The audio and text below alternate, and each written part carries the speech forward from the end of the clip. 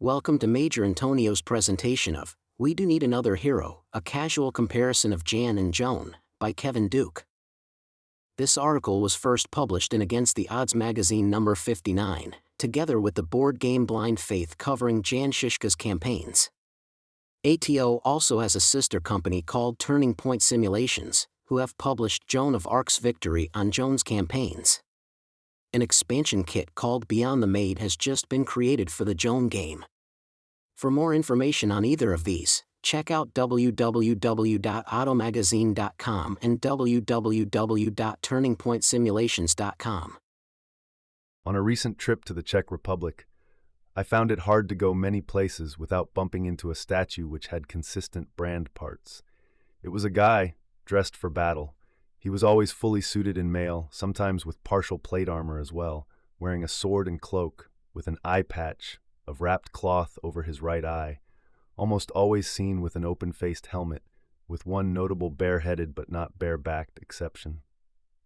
He always had a mace in his right hand, the kind of mace that looks both like a serious weapon and a symbol of command. Of course, it's Jan Žižka. It started for me in Tabor, sort of the home turf for the Hussites, which has a large statue of Žižka in the town square and two inside the Hussite museum there. One is standing and impressive. He's at floor level, slightly larger than life, and the only one you can sort of look eye to eye, hence the irritating do not touch icon. The Hussite Museum also has a 1/12 size copy of the equestrian statue mentioned in the next section, which is still plenty big. You'll find another Žižka statue in Kaslov, another in Horitz, and one in Trochnov, his birthplace. You'll find an unusual one in Hradec Králové, begun in 1924, stopped by the Nazis and finished by another artist after the war, perhaps explaining Žižka having no helmet and his left eye covered. Hradec Králové was the HQ of one of the more radical factions of Hussites, the Orobites, who Žižka actually favored over the Taborites. They changed their name to Orphans after Žižka's death. You'll find a huge equestrian statue of Žižka on Witkov Hill, within the Prague area. It's the second or third largest equestrian statue in the world, depending on who you believe. Just getting the statue finished is worthy of its own story. The idea of a huge Žižka statue started before World War I and moved forward not long after Czechoslovakia became a nation and wanted a national presence, combining a committee who wanted a museum of history and resistance with another committee already dedicated to a Žižka monument. They had been at work since the late 1800s. Witkov Hill itself had been Žižka Hill shortly after the battle, but that name did not stick. Sculptor Bohumil Kafka started in 1931, took 10 years creating the molds, finished a plaster cast, and died. If you do the math from 1931, you spot the next problem. Fortunately, the occupying Germans were slow to recognize this center of Czech nationalism, providing both time and opportunity for the museum folks to disperse and hide everything, including the molds separated into pieces, until after the war. Of course, after the Germans left, the Soviets entered, and encouraging Czech nationalism was not something that was high on their list. The historical museum part became a monument to the proletariat and mausoleum to the first communist premier president. Kudos to the finagling that managed to get the statue cast and erected in 1950. There is a copy of this statue in Přibyslav, southeast of Prague, near the castle he was besieging when he died, perhaps of plague, likely something else. Finally, I found a very nice statue in Encyclopedia Britannica, whose location eluded me until a Czech friend, thank you, Jan Lansky, traced the author of the article to a small park in Belkovice-Lešťany, where a monument to the town's World War I and II war dead was topped by the Žižka statue.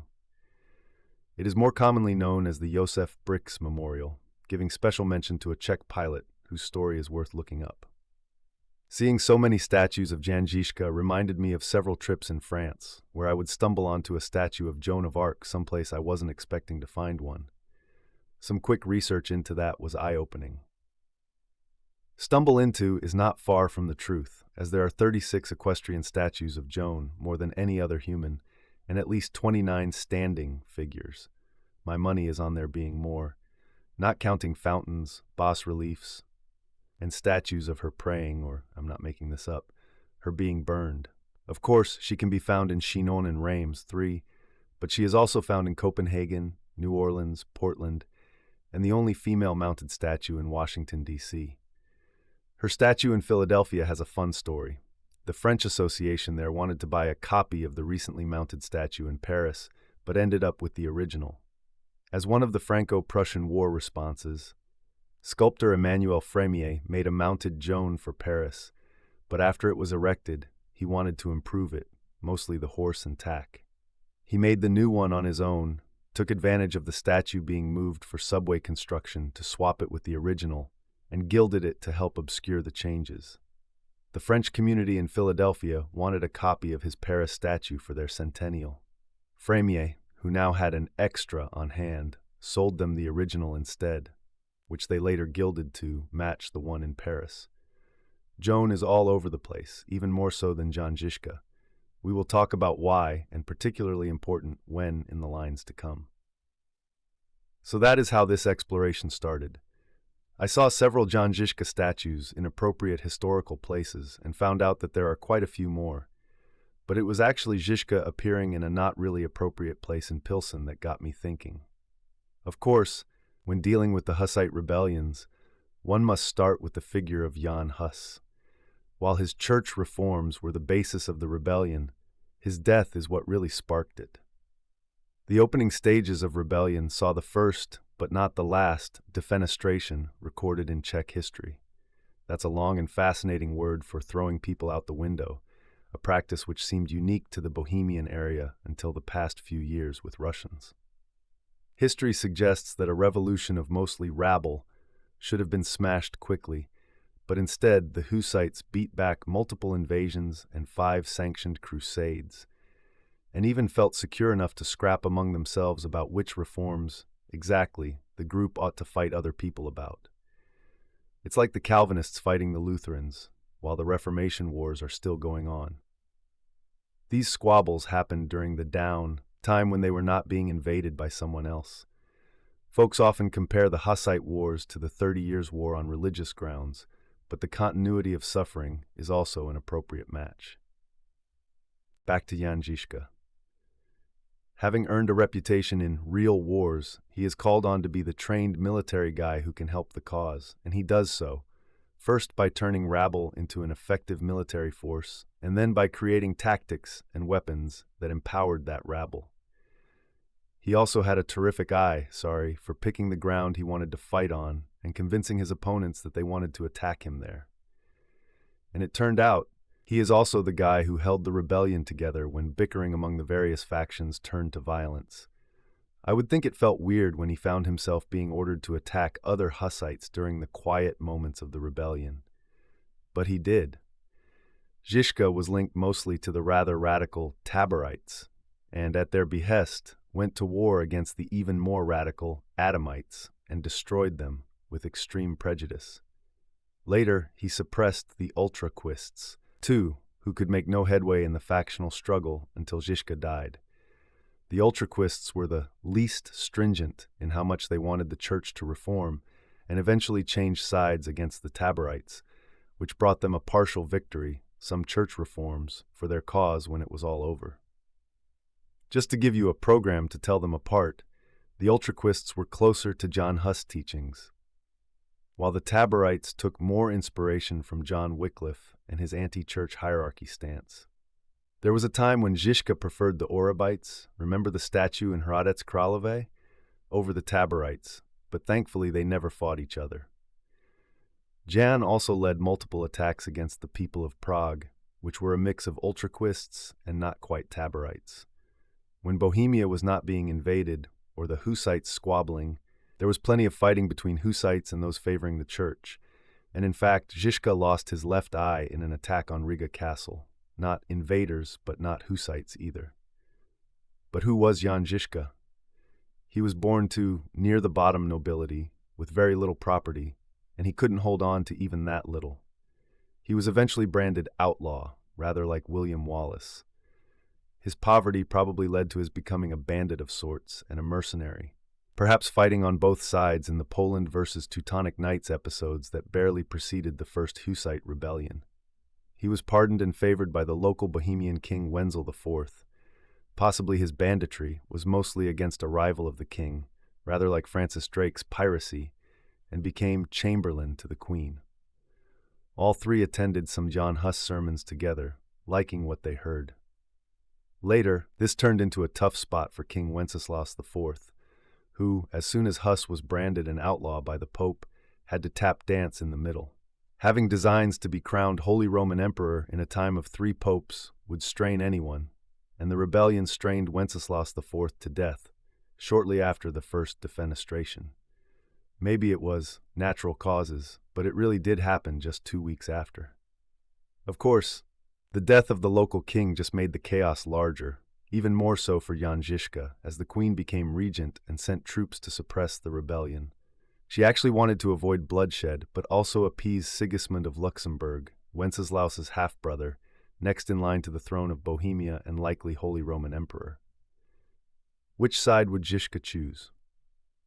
Fortunately for the Hussites, he picked their side, or one of their sides, specifically the Taborites, mostly. So let's review again Jan Žižka.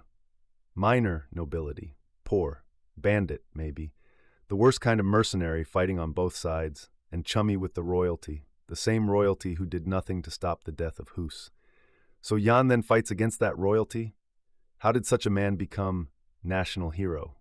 That was the part which mystified me. Seriously, Google Czech national hero, and you'll find Jan Z multiple times, many more entries before folks like Václav Havel or Martina Navratilova or Antonin Dvorak.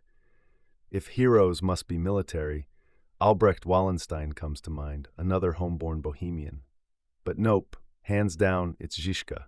Not much was made of him after his death. Everyone was still busy fighting everyone else, and he only starts to appear as the model of Czech interests in the 1870s, when a town is renamed for him. As time passes, he more and more becomes the figure of Czech pride and military ability, in spite of the fact that he is responsible for, literally, thousands of Czech Bohemian deaths.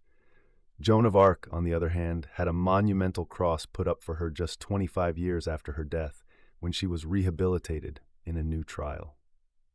The Church and French throne both found her image to be a useful vehicle for asserting their rights, never mind their complicity with her death. This combination dampened her popularity during the French Revolution, but Napoleon managed another rehabilitation as a hero and ordered another statue for Orleans.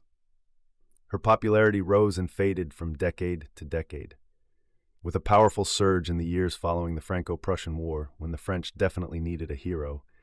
She was venerated during World War I and achieved sainthood in 1920. Side note, she was not classified as a saint because of what we would think of as her martyrdom involving being burned at the stake.